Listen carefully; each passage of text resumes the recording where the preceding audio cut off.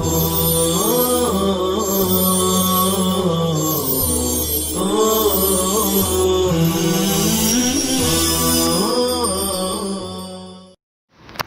اللہ الرحمن الرحیم الحمد للہ رب العالمین والعاقبة للمتقین والصلاة والسلام على سید المرسلین وعلى آلہ واصحابہ ومن تبعہم بإحسان إلى یوم الدین.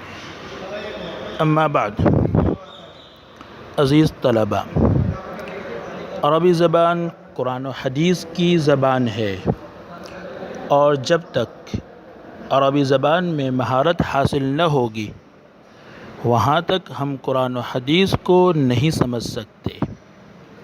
اس لیے اگر ہمیں قرآن و حدیث کو اچھی طرح سمجھنا ہے تو عربی زبان کو اچھی طرح سمجھنا ہوگا، اس میں مہارت پیدا کرنی ہوگی.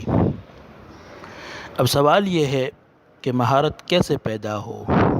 تو اس کا جواب یہ ہے کہ کسی بھی زبان میں مہارت حاصل کرنے کے لیے 3 چیزیں ضروری ہیں: لکھنا، پڑھنا اور بولنا. جس زبان کو ہم سیکھنا چاہتے ہیں تو اس کو خوب پڑھنا ہوگا، خوب لکھنا ہوگا اور اس کے ساتھ ساتھ خوب بولنا بھی پڑے گا، تب جا کر زبان میں مہارت حاصل ہو سکے گی. دوسری بات یہ ہے کہ کسی زبان کو سیکھنے کے لیے اس زبان کے الفاظ کا ذخیرہ ہونا چاہیے. ذخیرہ جتنا زیادہ ہوگا اتنا ہی وہ اس زبان کو اچھی طرح پڑھ سکے گا، لکھ سکے گا اور بول سکے گا.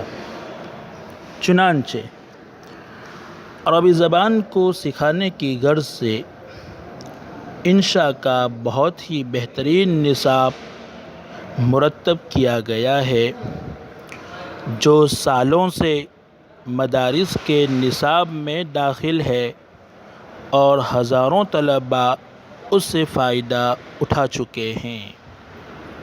کتاب کا نام ہے معلم الانشاء. نام سے ہی پتہ چلتا ہے کہ یہ کتاب کوئی صرف رٹ کر زبانی یاد کرنے کے لیے نہیں ہے. معلم کے معنی تو معلوم ہی ہے کہ سکھانے والا، اور انشاء کے معنی ہے پیدا کرنا، بنانا. جیسا کہ قرآن مجید میں بھی یہ لفظ موجود ہے، یعنی آپ خود اس کتاب کی مدد سے عربی زبان کے جملے بنانے والے ہو جائیں گے اور پھر آگے چل کر مضمون لکھنے والے بن جائیں گے. اگر صرف آپ اس کتاب کی تمرین کے عربی جملے کا اردو ترجمہ اور اردو جملوں کا عربی ترجمہ صرف رٹ کر زبانی یاد کر لیں گے تو آپ کو جملے بنانے نہیں آئے گا، آپ جملے نہیں بنا سکتے. جب جملے نہیں بنا سکیں گے تو پھر مضمون کو کس طرح بنا سکتے ہو؟ اس لیے سب سے پہلے ضروری ہے کہ آپ کے پاس کتاب، کاپی اور 2 لغت، ایک عربی سے اردو اور دوسری اردو سے عربی ہونی چاہیے. اگر آپ کے پاس کتاب اور لغت موجود نہیں ہے تو کتاب کو آپ جامعہ کی ڈیجیٹل لائبریری سے حاصل کر سکتے ہیں اور لغت نیٹ سے ڈاؤن لوڈ کر سکیں گے. آپ کا کام یہ ہوگا کہ آپ روزانہ کتاب کی کم از کم ایک تمرین کو لغت کی مدد سے حل کریں.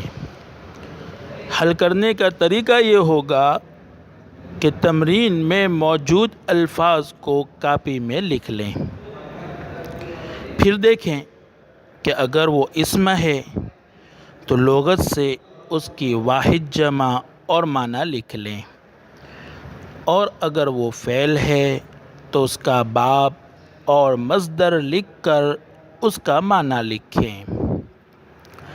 پھر اس کی روشنی میں اس تمرین کو حل کریں، یعنی اپنی کاپی میں لکھ لیں۔ جو جملے عربی میں ہے ان کا اردو میں ترجمہ کریں، اور جو جملے اردو میں ہیں ان کا عربی میں ترجمہ کریں۔ پھر جب یہ ویڈیوز آپ کے پاس پہنچے تو اس کی مدد سے اپنے لکھے ہوئے جملوں کی تصحیح کریں، یعنی یہ دیکھیں کہ میرے لکھے ہوئے جملے صحیح ہیں یا غلط۔ اگر آپ کے جملے صحیح ہیں تو بہت اچھی بات ہے، اور اگر کہیں غلطی ہے تو اس کی ان ویڈیوز کے ذریعے اصلاح کر لیں۔ یہ چند باتیں تھیں، اب ہم کتاب کا آغاز کرتے ہیں۔ تو سب سے پہلا سبق ہے مفرد۔ مفرد کے معنی ہے تنہا ہونا۔ آدمی جو بات اپنی زبان سے بولتا ہے اگر اس کو الگ الگ کر دے تو ہر لفظ مفرد بن جائے گا۔ مثلا ذهب خالد الى المسجد، اس جملے میں 4 الفاظ ہیں، اگر ان تمام کو الگ الگ کر دیں تو چاروں مفرد کہلائیں گے۔ جیسے ذهب مفرد ہو جائے گا، خالد مفرد ہوگا، الى مفرد ہوگا، اور المسجد مفرد بن جائے گا۔ مفرد ہی کا دوسرا نام ہے کلمہ۔ مفرد یعنی کلمے کی پھر 3 قسمیں ہیں: اسم، فعل اور حرف۔ اب ہم ان تمام کی تعریفات دیکھتے ہیں۔ اسم اس کلمے کو کہتے ہیں جو کسی چیز کا نام ہو، مثلا الکلکوا، الکتاب، القلم، المسجد، الساعہ وغیرہ۔ اور فعل اس کلمے کو کہتے ہیں جس سے کسی کام کا کرنا یا ہونا سمجھ میں آ جائے اور اس میں زمانہ بھی پایا جائے۔ مثلا دخل، وہ داخل ہوا، اس سے ہمیں اس کے داخل ہونے کا پتہ چلا اور اس میں زمانہ ماضی بھی پایا گیا۔ یدخل، داخل ہوگا، اس سے بھی ہمیں کام کا پتہ چلا اور اس میں زمانہ استقبال پایا گیا۔ تیسری قسم ہے حرف۔ حرف اس کلمے کو کہتے ہیں جو اپنا معنی بتانے میں دوسرے کلمے کا محتاج ہو، یعنی جب تک وہ اکیلا ہے اس کے معنی سمجھ میں نہ آ سکے، جب اس کے ساتھ اسم مل جائے گا یا فعل مل جائے گا تو اس کے معنی اچھی طرح سمجھ میں آ سکیں گے۔ یہ تھی اسم، فعل، حرف کی تعریفات۔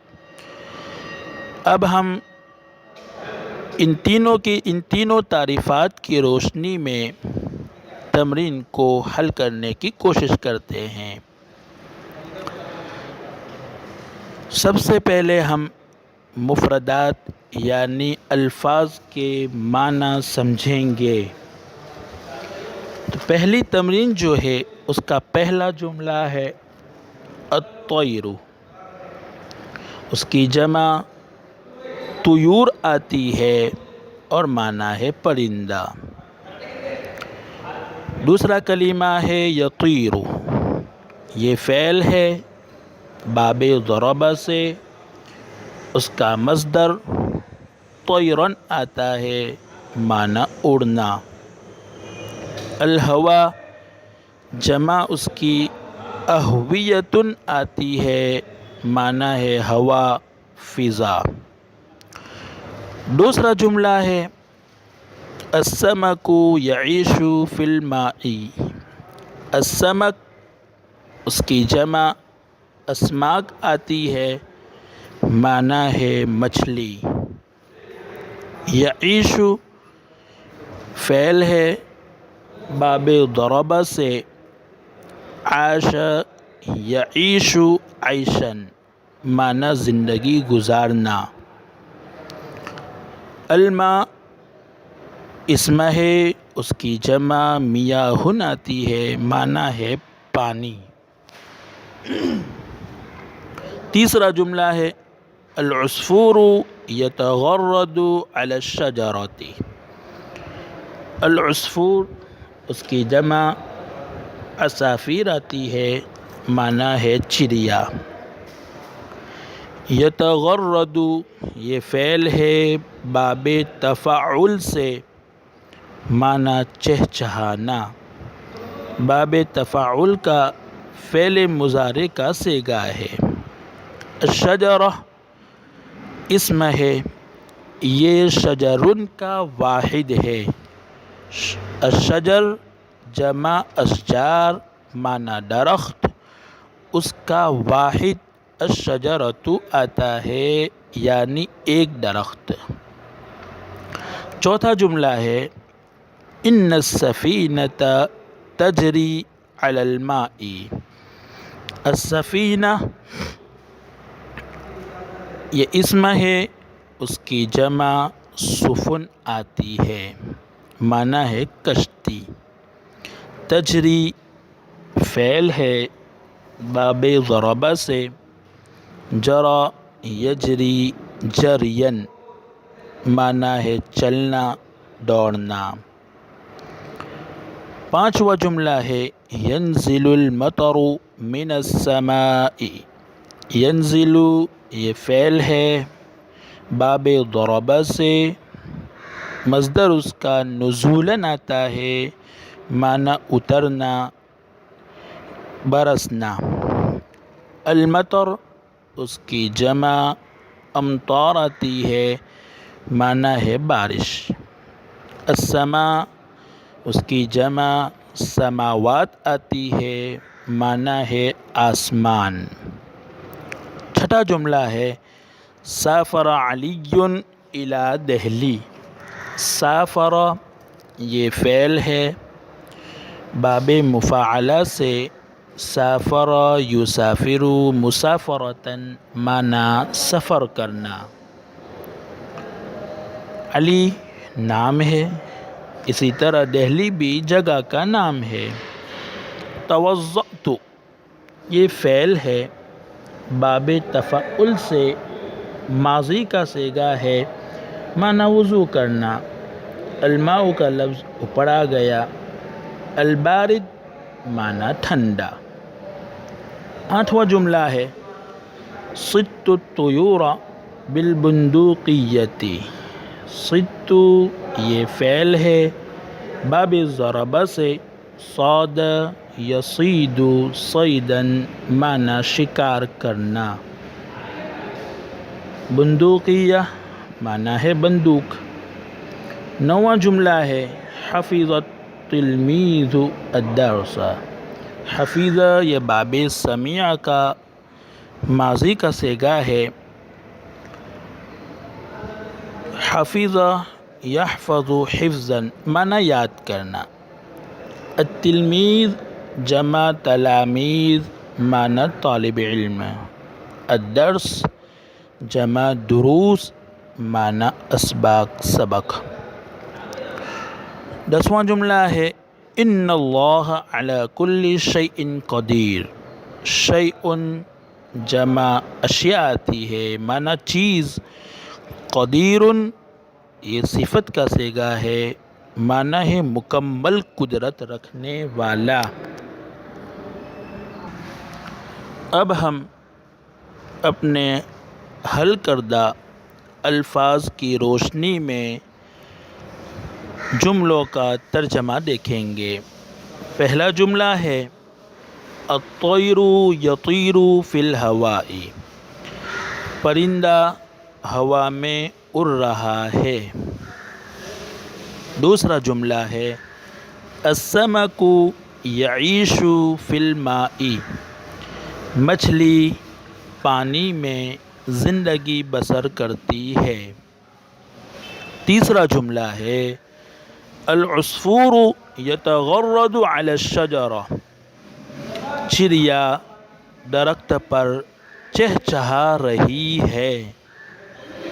چوتھا جملہ ہے ان السفینۃ تجری علی الماء، کشتی پانی پر چلتی ہے۔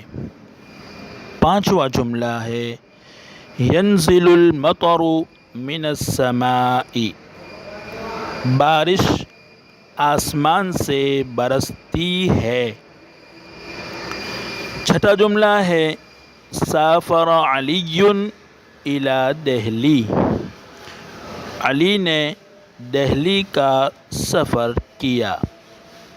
ساتواں جملہ ہے توضأت بالماء البارد، میں نے ٹھنڈے پانی سے وضو کیا۔ آٹھواں جملہ ہے صدت الطیور بالبندقیۃ، میں نے بندوق سے پرندوں کا شکار کیا۔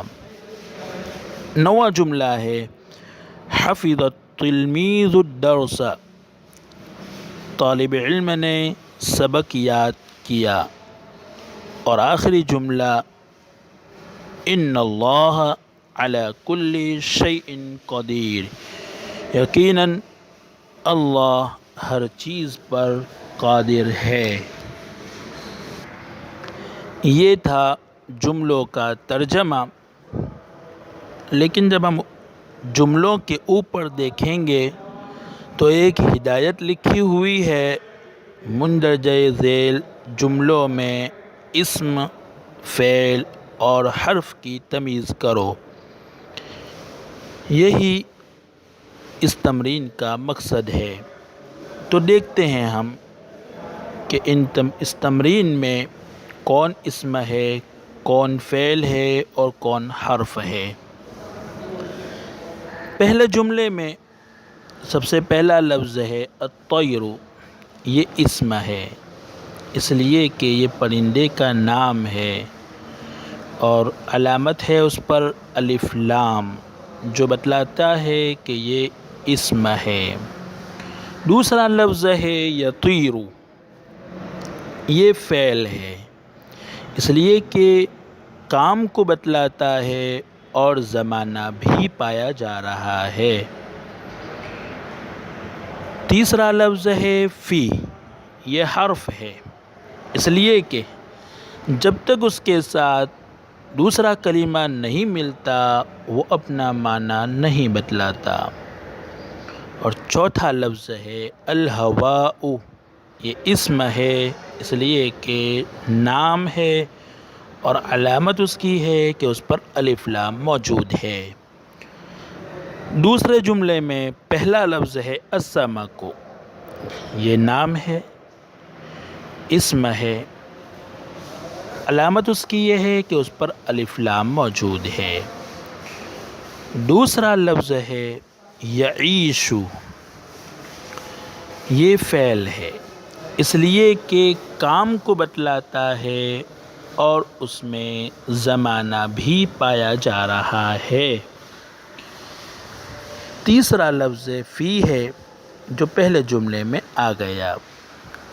چوتھا لفظ ہے الماء، یہ اسم ہے اس لیے کہ نام ہے اور اس کی علامت اس پر موجود ہے الف لام کی صورت میں۔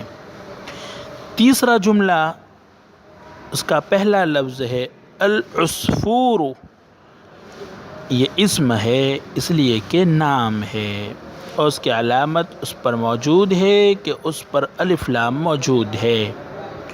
دوسرا لفظ ہے یتغرد، یہ فعل ہے، کام کو بتلاتا ہے اور اس میں زمانہ پایا جا رہا ہے۔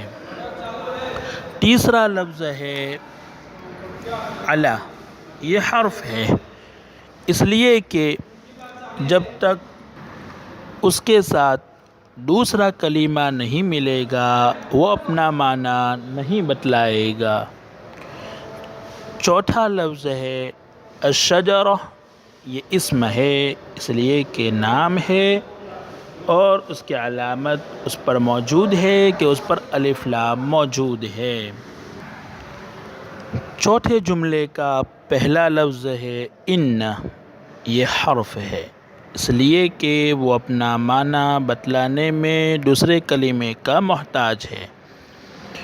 دوسرا لفظ ہے السفینہ، یہ اسم ہے، اس لیے کہ وہ نام ہے اور اس کے شروع میں الف لام داخل ہے۔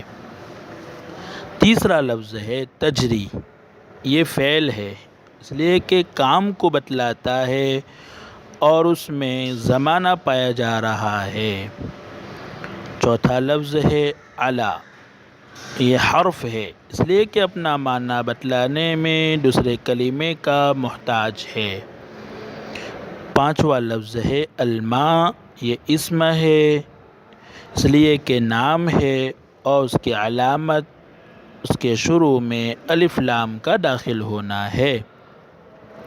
پانچواں جملہ ہے ینزل المطر، ینزل فعل ہے، اس لیے کہ یہ کام کو بتلاتا ہے اور اس میں زمانہ پایا جا رہا ہے۔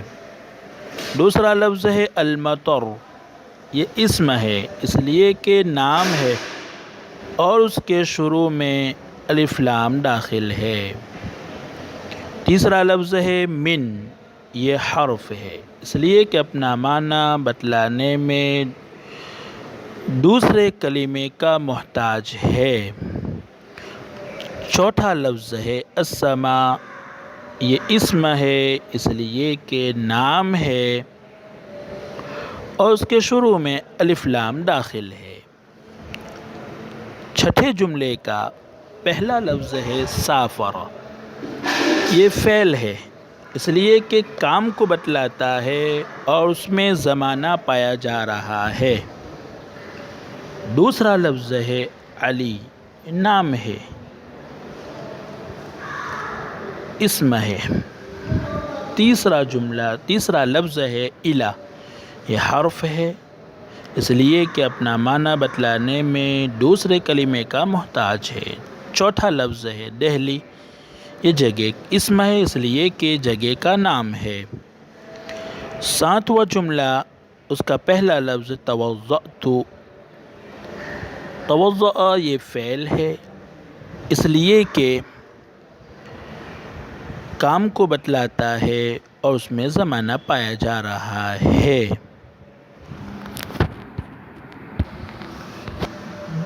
دوسرا لفظ اگر ہم فعل سے الگ کریں تو تو ہے، توضأت میں تو، یہ اسم ہے،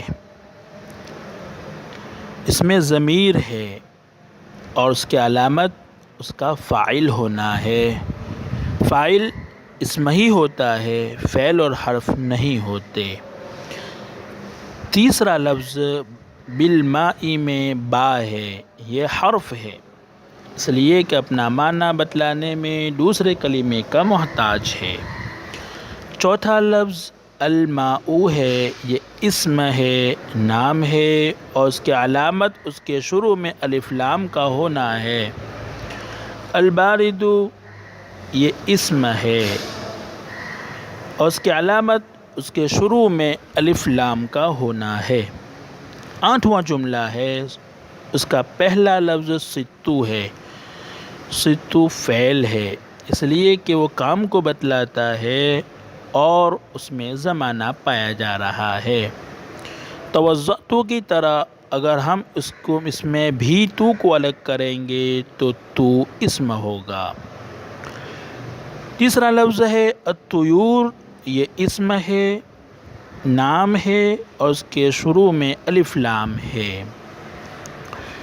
چوتھا کلمہ ہے با بالبندوقیتی میں با، یہ با حرف ہے، اس لیے کہ اپنا معنی بتلانے میں دوسرے کلمے کا محتاج ہے۔ آخری لفظ ہے البندوقیہ، یہ اسم ہے اس لیے کہ نام ہے اور اس کے شروع میں الف لام داخل ہے۔ 9واں جملے کا پہلا لفظ حفظہ ہے، یہ فعل ہے اس لیے کہ کام کو بتلاتا ہے اور اس میں زمانہ پایا جا رہا ہے۔ دوسرا لفظ ہے التلمیذ، یہ اسم ہے، علامت اس پر الف لام کا داخل ہونا ہے۔ اسی طرح تیسرا لفظ الدرس بھی اسم ہے، اس کی علامت بھی اس پر الف لام کا داخل ہونا ہے۔ 10واں جملہ ہے، اس کا پہلا لفظ ہے ان، یہ حرف ہے اس لیے کہ اپنا معنی بتلانے میں دوسرے کلمے کا محتاج ہے۔ دوسرا لفظ اللہ ہے، یہ اسم ہے اور علامت اس کے شروع میں الف لام کا داخل ہونا ہے۔ تیسرا کلمہ علی ہے، یہ حرف ہے، اپنا معنی بتلانے میں دوسرے کلمے کا محتاج ہے۔ چوتھا لفظ کلی ہے، یہ اسم ہے اور علامت اس کا مضاف ہونا ہے اور دوسری علامت اس پہ حرف جر کا داخل ہونا، یعنی اس پر علی داخل ہے، حرف جر صرف اسم پر داخل ہوتے ہیں۔ شیء اسم ہے، علامت اس پر تنوین کا ہونا ہے اور دوسرا اس کا مضاف الیہ ہونا ہے۔ اور آخری لفظ ہے قدیر، یہ اسم ہے اور علامت اس پر تنوین کا ہونا ہے۔